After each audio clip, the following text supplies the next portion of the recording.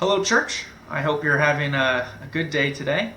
As I'm making this video, we're coming to the near end of April, about to come into May, and the weather is getting nicer and nicer, it seems, every day, which is very helpful in this time of social distancing to have the nice weather out there.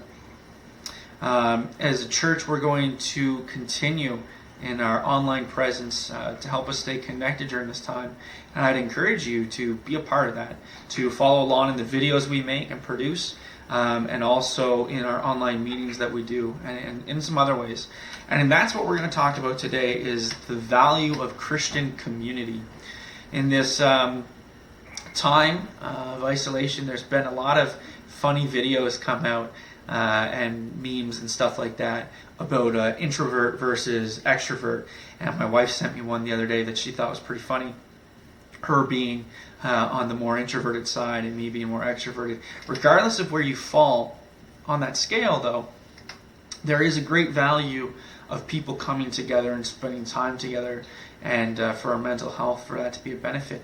And even more value for those in the church, for us to come together, because it's not just fellowship for the sake of fellowship, but it's also building each other up spiritually and helping strengthen our bond with one another as the church, and help strengthen our relationship with God. Paul, in his letters to the early church, he often mentioned how he strongly or eagerly desired to go and be with those churches. He said this oftentimes throughout it, and he made a distinctive point to say that it wasn't just so that he could bless them and teach them, but that he also got something out of it, that he was blessed by being with them. He made it clear that it's a two-way street. Like Paul, I miss the church. I miss you guys a lot. I really miss having those times in the church lobby before our service, or coming together and worshiping together. I miss having family nights, obviously, and actually physically getting together with people and going for walks or coffees or board games and everything in between.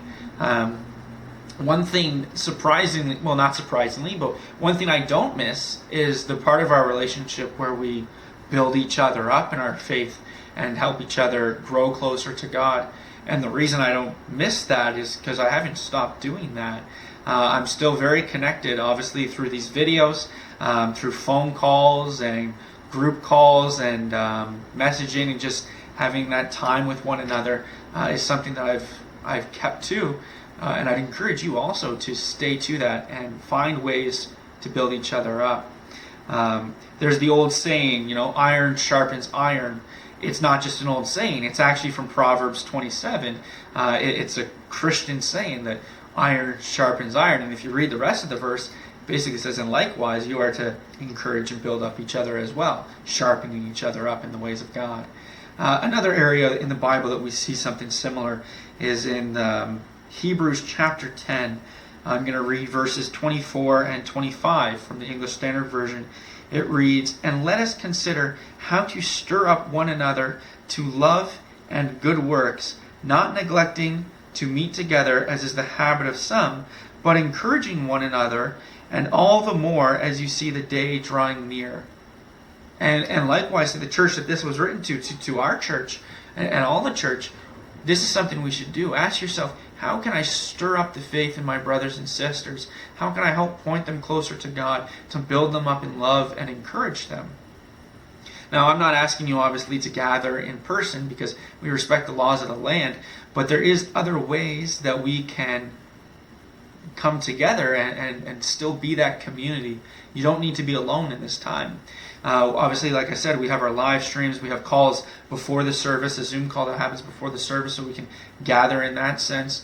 We have life groups or small groups, which you can be a part of. They still meet weekly.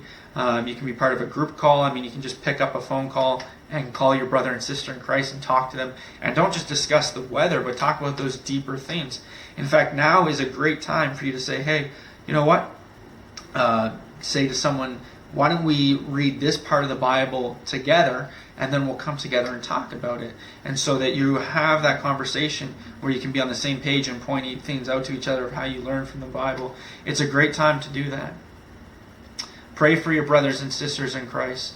And when this is all over, let's gather together again and don't slip through the crack, but rather continue to be a part of your local church, because it is greatly important. And if you are struggling, if you are fearful, and if you feel alone, contact us, because you don't need to be. We want to help in any way we can. We want to get you connected, and we're certainly there for you, because we are not alone in this. We have God, but also from His blessing, we have each other. We are the church. So I hope you are encouraged by that, and I hope you see the value in coming together and building each other up. I love you guys, and I miss you. I enjoy being with you digitally, but I can't wait to be with you in person again.